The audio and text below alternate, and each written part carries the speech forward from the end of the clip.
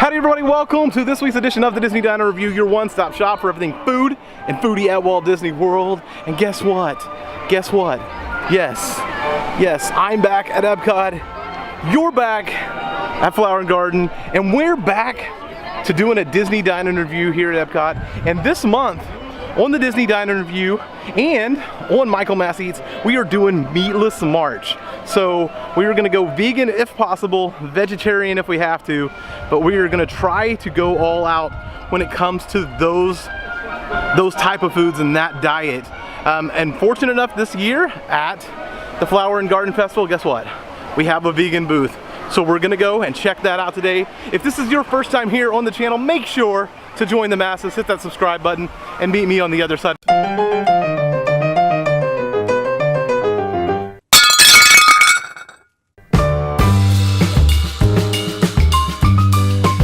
So we have made our way in to the festival area, and as you go in to World Showcase, right over here, you take the left, it's your second booth. It's Trowel and Trellis.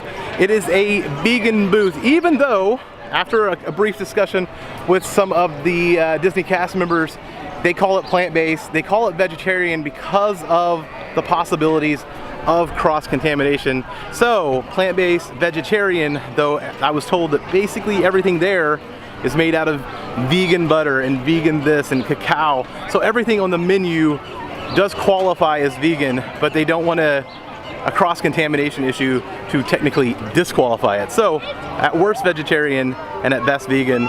So let's check out the menu. The menu here at Trowel and Trellis kind of looks like this right here, that grilled corn on the cob, also kind of known as elote, that type of style of corn there. As you can see here, we are obviously going to order everything here.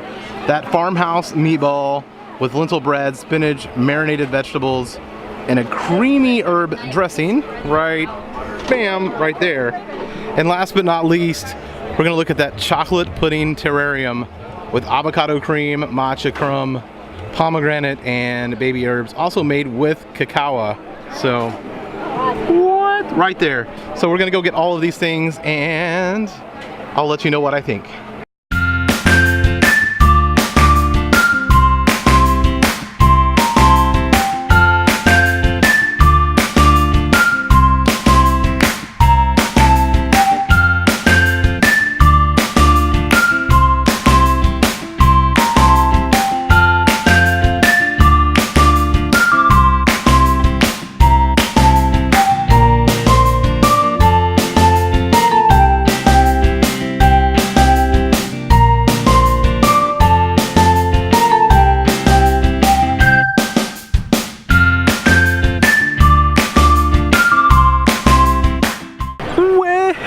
We have consumed everything at the Trowel and Trellis. Let's just go down the menu. The corn, amazing. And by the way, it's a festival hit. I overheard one of the chefs talking and said they sold 2,000 ears of corn on the first day alone. Everybody in this area has an ear of corn. The corn is definitely a must get for the festival, regardless if you're a vegan or you're a meatitarian, whatever you want to call yourself. But either way, like, it's a must get. Everything once again, vegan. The cheese, the Parmesan, was a tofu cheese. Everything was just so good about that corn. Loved it. If you loved that style of corn, if you loved grilled corn, definitely get that if you're coming to the festival. Next up, what are we gonna talk about? We're gonna talk about that meatless meatball, and once again, it didn't taste like a meatball per se, but the taste was on top of everything. It was amazing.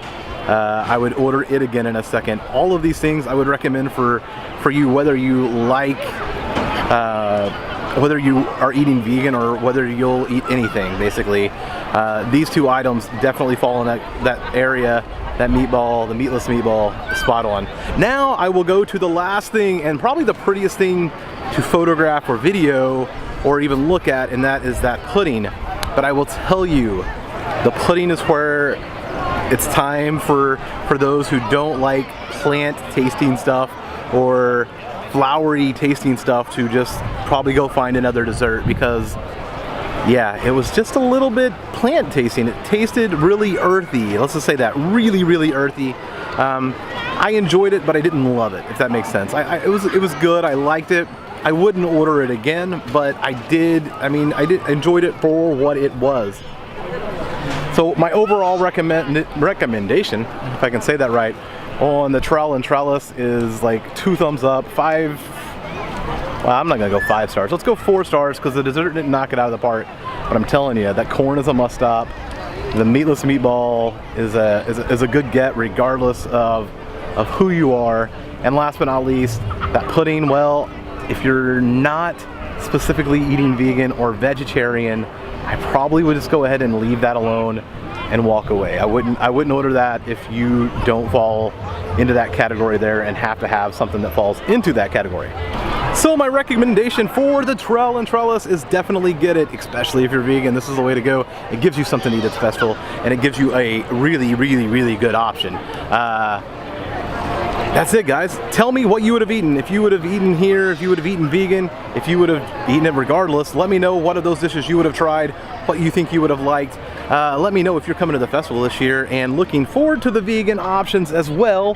And last but not least, tell me what your thoughts are on this whole Meatless March thing that I'm doing here.